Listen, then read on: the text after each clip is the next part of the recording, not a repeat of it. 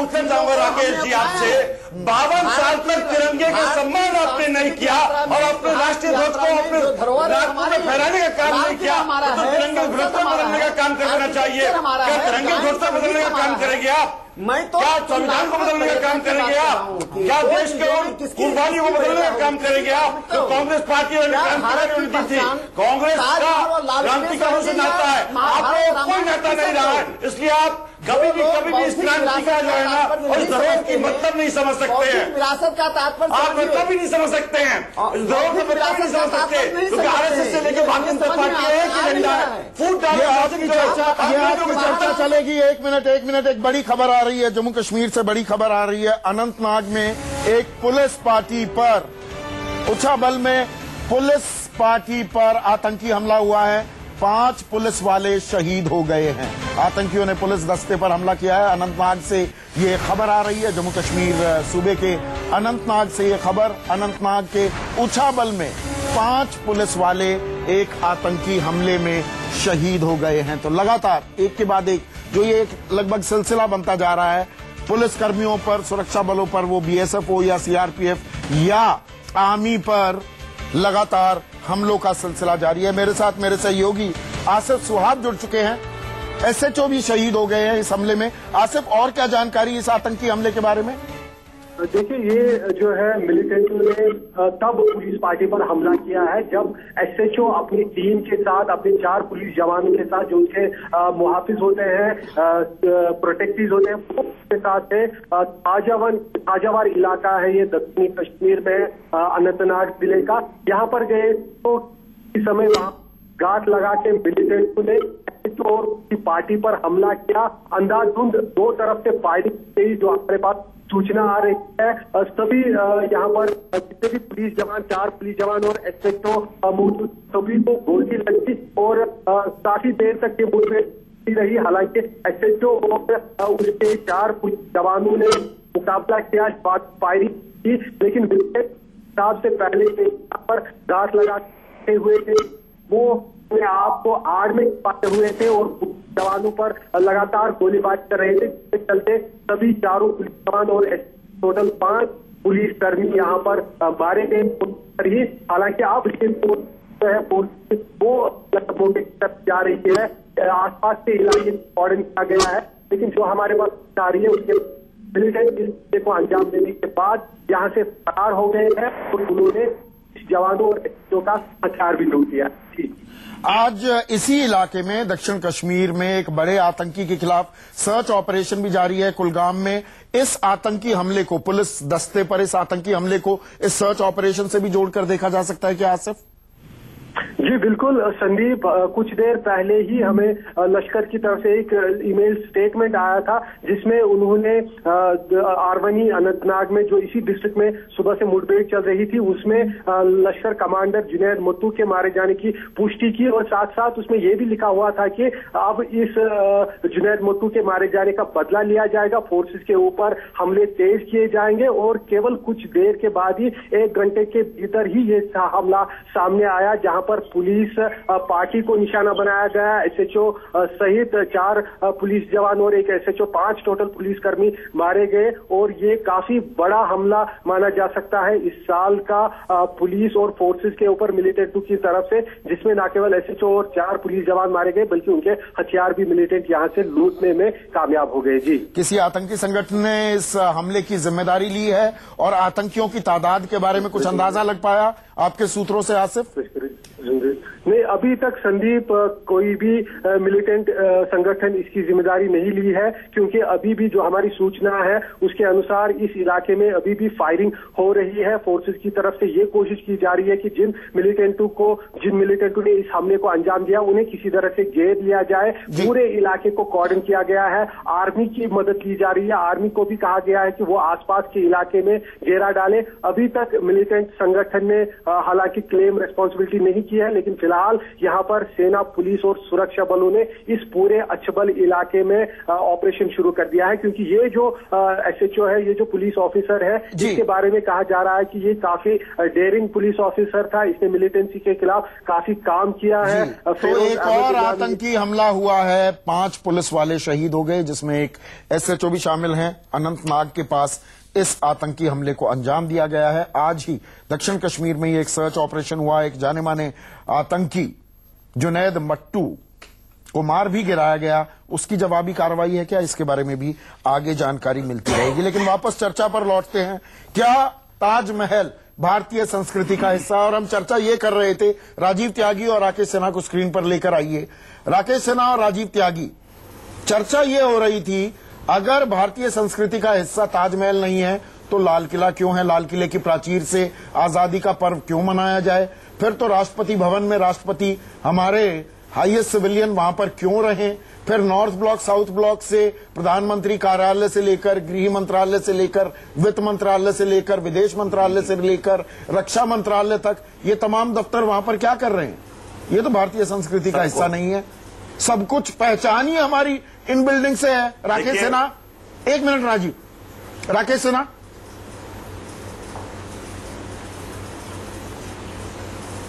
के शर्मा आप जवाब दें। राकेश सिन्हा तक शायद आवाज नहीं जा रही। नहीं, फिर तो ये भी भारतीय संस्कृति का हिस्सा नहीं है। देखिए, जवाब मैं दे रहा हूं। एक मिनट संदीप जी, देखिए, बिल्कुल डॉक्टर साहब ने एक बात अच्छी कही और सही भी कही कि संस्कृति और धरोहर ये 2 अलग अलग चीजें हैं। हाँ, संस्कृति क्या है? हमारे यहाँ संस्कृति है हमारा जीवन दर्शन, हमारा ज्ञान, हमारा दर्शन, तो हमारा जो हमारे संस्कृति का हिस्सा नहीं, जो इमारतें हैं, वहां से ही हमारी सत्ता क्यों चलती है? इससे क्या आप हमारे कर्ता धर्ता वहां क्यों बैठते हैं? आप इमारत से भारत की यानी इससे सत्ता क्यों चलती है? क्या इमारत क्या तोड़ दें? हाँ, अरे इमारत तो है ही है। हाँ। वो भले अंग्रेज काल में बना, मुगल काल में बना या कहीं पे, तो इमारत है, उसका भी सम्मान है। हाँ। उनको एक धरोहर के रूप में संजो कर तो रखा है हमने ना। अच्छा। हमने किसी को तोड़ा नहीं। हाँ। हमने किसी को विघ्न नहीं किया। हाँ। लेकिन उसके कारण से आप ये कहें कि हम अपनी संस्कृति छोड़ दें। हाँ। हम अपनी संस्कृति की बात करना छोड़ दें। अरे हमारी जो संस्कृति है, जो हमारी किसी राष्ट्र की पहचान क्या है? हाँ। उसकी जीवन संस्कृति क्या है? उसका धर्म और उस क्या है? पहचान में नियम क्या है? उसके आचार व्यवहार के लिए कोई जगह नहीं। बिल्कुल जगह है। कहाँ जगह? बिल्कुल जगह है। मुगल काल में मुगल काल नहीं है। मैं ये नहीं मानता। मुगल काल भारतीय संस्कृति का हिस्सा ही नहीं था। आप ही ने तो माना। बिल्कुल, मेरे आप में यही अंतर है कि आप जो है भारत के मुसलमानों को मुगल से जोड़ के देख रहे हैं। मैं भारत के मुसलमानों को मुगल से जोड़ के नहीं देखता। मैं उनको नहीं जोड़कर देखते। नहीं, उनका अपना वो हिंदू थे, मतलब वही RSS वाली सोच है। ये अपनी धर्म उपासना है, उनकी स्वतंत्रता है पूरी तौर से। नुमानी साहब, आप मुगल काल से तो जुड़े नहीं हुए। नुमानी साहब से भी कहूंगा कि वो बता दें कि क्या आप बाबर या मुगल काल से अपने आप को जोड़ते हैं कि नहीं जोड़ते हैं? देखिए, संस्कृति और सभ्यता, वो सभ्यता का आधार जो संस्कृति है, और ये जितनी चीजें इस तरह की है वो सब जो है संस्कृति का ही अंग है। ये इन लोगों की व्याख्या और जो है वो संकीर्ण मानसिकता का परिचायक है। ये अलग करके देखते हैं। जैसे उर्दू में बोलते हैं आप तहजीब और तमद्दुन, तो तहजीब जो है, जो राकेश सिन्हा कह रहे हैं वो सही है। वो बौद्धिक आधार जो है, वो वैचारिक और नजरियाती बुनियाद जो है वो संस्कृति है वो। लेकिन उस आधार पे जो चीज जो है वो सामने आए, वो जो सभ्यता और जो धरोहर, वो सब जो है उसी का हिस्सा है। तो मुगल काल से आप अपने आप को जोड़ते हैं कि नहीं जोड़ते हैं? आप मुसलमान हैं, आप जोड़ते हैं कि नहीं जोड़ते हैं? मुगल ने, मैं तो जो है, जो अकबर जो है, अकबर और जहांगीर, शाहजहां, औरंगजेब, सबको हिंदुस्तानी मानता हूँ। उन लोगों ने भी हिंदुस्तानी अपने आप को मान के ये सब कुछ बनाया है। हाँ। वो चले नहीं गए यहाँ से। हाँ। और वो हिंदुस्तान ही वो अपने आप को समझते रहे, उसी हिसाब से।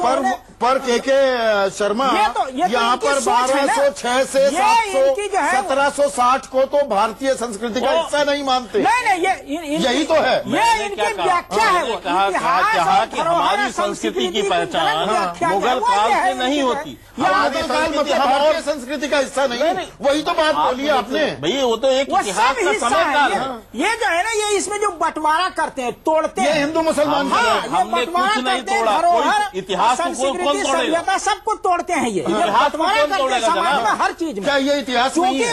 इतिहास है ना, बंटवारा इतिहास ही वाला तो है। जहन है वो हम ये कह रहे हैं, इसीलिए लेकिन सोच है, इतिहास इसीलिए से आप बातें आ अपनी रही हैं। संस्कृति हम का ये हिस्सा कह नहीं रहे हैं मानते कि जो संस्कृति ये को बात- संस्कृति कैसे बनती है? बिल्कुल वही बात जो मैंने संस्कृति देखिए, कैसे बनती है? 500 साल का कार्यकाल आप उसे खत्म कर देंगे, उसे भूल जाएंगे, कुछ हुआ ही नहीं भारत में। आप यही तो सुनिए ना। हाँ। इन्होंने भी अभी क्या कहा, यही कहा ना कि एक जो बौद्धिक पक्ष है, जो वैचारिक पक्ष है, ये पक्ष एक अलग है, यही संस्कृति है, लेकिन वो तो उसका बौद्धिक- हिस्सा है ना, अंग होता है। और ये सभ्यता और इतिहास जो है धरोहर वो एक और अलग है, सभ्यता धरोहर अलग संस्कृति है। का अंग है, वो अलग नहीं है। लेकिन वो आप उसको ये अलग करके कहें, नहीं इसे देख डिवाइड सकते। कर दें। मैंने ये नहीं कहा मुगल काल तो रहा है, इसकी इतिहास को मैं बदलने वाला कौन हूँ? मुगल काल इस देश में रहा है, बाहर से वो पर आए। कोशिश तो यही है ना, नहीं कि उसको इतिहास के पन्ने से बिल्कुल मिटा नहीं, दो। बिल्कुल नहीं तब साहब, यही तो कोशिश हम है। बिल्कुल उसको इतिहास के पन्ने से राकेश अलग नहीं सिन्हा, करना यही चाहते। योगी आदित्यनाथ, लेकिन भारत की पहचान ताजमहल के उससे नहीं, इसीलिए जो है गीता और रामायण से। क्या ये संजोग है राकेश सिन्हा कि 10 दिसंबर 2014,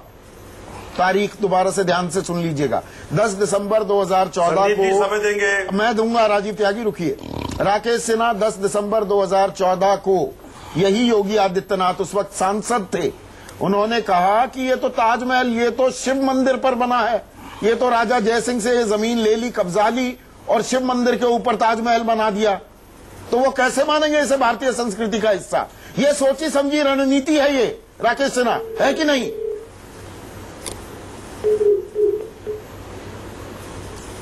राजीव त्यागी, आपका नंबर पहले आ गया, लगता है फोन लाइन में कुछ दिक्कत है। राजीव त्यागी, देखिए, मैं जो कहना चाहता हूं बहुत स्पष्ट है, फिर तो एपीजे अब्दुल कलाम की जितनी भी इन्वेंट की भी मिसाइल है, हमें इस्तेमाल ही नहीं करनी चाहिए, क्योंकि वही संस्कृति और धरोहर का हिस्सा ही नहीं है। राजू जी, तर्क की बात करो यार, कुतर्क क्यों कर रहे हो? अलग है, आप तो कुतर्कों में आ गए हैं। फिर तो आप तो किसी आप तो उससे जोड़ के देख रहे हैं। भगत सिंह को मानना नहीं चाहिए, बात कुछ और हो रही है, आप कुतर्क कुछ और कर रहे हैं। मानना नहीं चाहिए गुरु नानक देव को अपने आप कुतर्कों का बहस क्यों कर रहे हैं? आप संस्कृति की बात कर रहे हैं। सीवी रमन को नहीं मानना चाहिए क्योंकि साउथ इंडिया से आते हैं। मैं ये पूछना चाहता हूं, क्या प्रधानमंत्री महोदय कल से साउथ ब्लॉक या नॉर्थ ब्लॉक में बैठना बंद कर देंगे? क्या राष्ट्रपति भवन पे बुलडोजर चलाया जाएगा? मैं ये पूछना चाहता हूं, जितने भी लोग बाग हैं, जाति और धर्म में क्यों बांटते हैं लोग बाग पॉलिटिशियंस? क्योंकि उससे निश्चित रूप से जो जाति और धर्म में भाजपा नहीं बांटती, जाति और धर्म की राजनीति सिर्फ कांग्रेस ने की है। मैं पूछना चाहता हूं, सिर्फ राजू जी, सिर्फ कांग्रेस ने की है जाति और धर्म की राजनीति, मिलती है, ये भाजपा ने कभी नहीं की। सबको जो है, और अब तो राहुल गांधी भी गीता पढ़ने लगे हैं। अब तो राहुल गांधी भी कह रहे हैं कि गीता पढ़ूंगा। अब तो वो भी कह रहे हैं कि गीता पढ़ूंगा, बहुत हो गया इटालियन ज्ञान उनको। अब वो भी कह रहे हैं कि मैं गीता पढ़ूंगा। गीता तो हम क्या भी पढ़ बुरा चुके है? हैं, क्या उसमें बुरा दिक्कत क्या है? है? मैं तो गीता भी पढ़ता हूँ, कुरान भी पढ़ता हूँ, वेद भी पढ़ता हूँ। मैं तो स्वागत है साहब, स्वागत है आपका, स्वागत है। उनसे कहिए वो पढ़े, वो कम से कम जब आप थोड़ा गीता पढ़ ले, थोड़ा ज्ञान हो जाए। पढ़ लीजिए दिनकर का, पढ़िए साहब, पढ़िए, पढ़ लेंगे। स्वागत है आपका, गीता पढ़िए। कम से कम उन्होंने ये दिमाग में ख्याल तो आया गीता का। क्या भगत सिंह की जो आजादी का मूवमेंट था उसको आप सिखिज्म में, हिंदुत्व में बांट देंगे?